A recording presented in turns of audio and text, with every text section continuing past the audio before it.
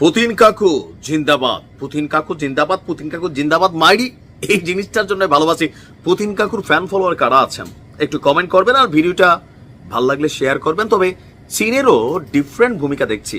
কলিজা শান্তি করা খবর, মানে দাবিটা হচ্ছে ইসরায়েলের, আর আমি চাই এই দাবিটা যেন শতভাগ সত্যি হয়। তবে চীনরি নিয়ে আমার একটু সন্দেহ আছে, আবার দিতেও পারে, কারণ চুক্তি কিন্তু দুই দেশের মধ্যে আছে। দর্শক, ইসরায়েলি গণমাধ্যম চ্যানেল 14 এক চাঞ্চল্যকর দাবি করেছে। তাদের দাবি, তেহরান এবং তেল আবিবের মধ্যে যেই যুদ্ধ চলছে, এই যুদ্ধে চীন এবং রাশিয়া শুধুমাত্র কূটনৈতিক বা বক্তব্যের মাধ্যমে ইরানকে সাপোর্ট দিচ্ছে না। কি কি দিয়ে সাপোর্ট দিচ্ছে? ইরানকে ক্ষেপণাস্ত্র সহ বিমান চালান পরিবহনেও আপনার সহায়তা করছে। বেইজিং এবং মস্কো উভয়ই ইরানের উপর হামলার জন্য ইসরায়েলের নিন্দা করেছে। চীনের পররাষ্ট্রমন্ত্রী ওয়াং ই তিনি পূর্ণ সমর্থন ইরানের প্রতি কিন্তু ব্যক্ত করেছেন, পাশাপাশি রাশিয়াও করেছে। তবে চীনের এই শীর্ষ কূটনীতিকের যে বক্তব্য আর রাশিয়ার যে বক্তব্য, এগুলাকে ভিন্নভাবে দেখছে ইসরায়েল। কারণ এই যে গেল 3 দিন যাবৎ ইরান একের পর এক যে সফল হামলাগুলা চালাচ্ছে বা যেই ক্ষেপণাস্ত্রগুলো ছড়ছে, বলা হচ্ছে এগুলার মধ্যে যে যন্ত্রাংশগুলা, মানে একটা ক্ষেপণাস্ত্র ব্লাস্ট হওয়ার পরে ওইটা বিভিন্ন মেশিনারিজগুলো ছড়াই ছিটাই থাকে, ইসরায়েল এগুলোকে কালেকশন করছে, কইরা সেগুলোর উপরে পরীক্ষা নিরীক্ষা চালাইয়া চীনা যন্ত্রপাতি এবং রাশিয়ার তৈরি যন্ত্রপাতি এই ক্ষেপণাস্ত্রগুলোর মধ্যে তারা পেয়েছে।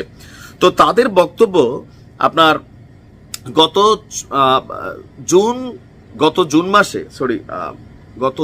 6 যুক্তরাষ্ট্রের 10 জন ব্যক্তি, মানে এই জুনের 6 তারিখে যুক্তরাষ্ট্রের 10 জন ব্যক্তি এবং 7 জন প্রতিষ্ঠানের উপর যে আর্থিক নিষেধাজ্ঞা আরোপ করা হয়েছে, ওয়াশিংটন বলছে এসব ব্যক্তি, আচ্ছা এটা মেইন বিষয় হচ্ছে আমেরিকা কয়েকটা প্রতিষ্ঠানের উপর নিষেধাজ্ঞা করছিল আপনার চায়নার, আর এই প্রতিষ্ঠানগুলো বেসিক্যালি ইরানের সাথে ব্যবসায় যুক্ত। ওয়াল স্ট্রিট জার্নালের খবর অনুযায়ী ইরান চীন থেকে হাজার হাজার টন ব্যালিস্টিক মিসাইলের উপাদান অর্ডার করেছে।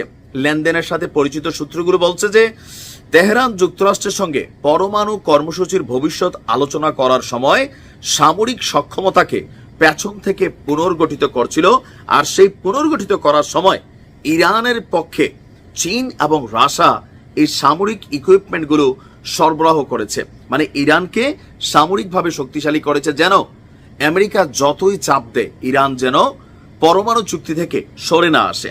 কারণ তৃতীয় বিশ্বযুদ্ধ যখনই লাগুক, এটা আপনি নিশ্চিত জেনে রাখেন, ইরান, চীন, রাশিয়া এই যে পাওয়ারফুল কান্ট্রিগুলো, তারা কিন্তু একটা চেইন অফ কমান্ড অথবা চেইন অফ বন্ডিং এর মধ্যে আটকানো। আপনি চীনরে দেখবেন, মানে ইরানরে সৌদির সাথে মিলমিশ করে দেওয়া, ইরানরে সিরিয়ার সাথে মিলমিশ করে দেওয়া, আরো যে বৈরী সম্পন্নগুলো আরব রাষ্ট্রগুলো আছে তাদের সাথে মিলমিশ করে দেওয়ার জন্য বড় ভূমিকা রাখছে। আবার রাশিয়ারে দেখেন যে রাশিয়া ফিলিস্তিনের যে বীর গোষ্ঠী আছে তাদেরকে সহযোগিতা, মেশিনারি সাপ্লাই, ইরানের সাথে দ্বিপাক্ষিক চুক্তি, সামরিক চুক্তি এবং ইরান রাশিয়া যৌথভাবে অনেকগুলো মেশিনারিজ ডেভেলপমেন্ট, মহাকাশ ডেভেলপমেন্ট, অনেকগুলো প্রজেক্ট কিন্তু তারা চলমান রাখছে।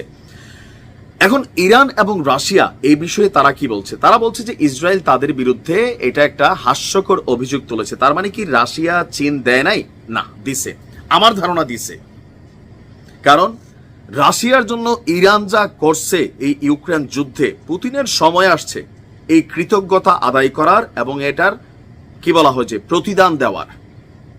আর অপরদিকে আপনার ইন্টারন্যাশনাল লেভেলে বিভিন্ন গণমত, জনমত অথবা যে আন্তর্জাতিক সংস্থাগুলো আছে সেইখানে ইরানের পক্ষে সর্বোচ্চ লেভেলে কিন্তু ফাইট করে যাচ্ছে ইরান এবং রাশিয়া এবং চীন। আমরা চাই আরো বেশি মেশিনারিজ ইরানকে দেওক, এই যুদ্ধে হারার কোনো সুযোগ নেই, খেলা হবে। ভালো থাকুন।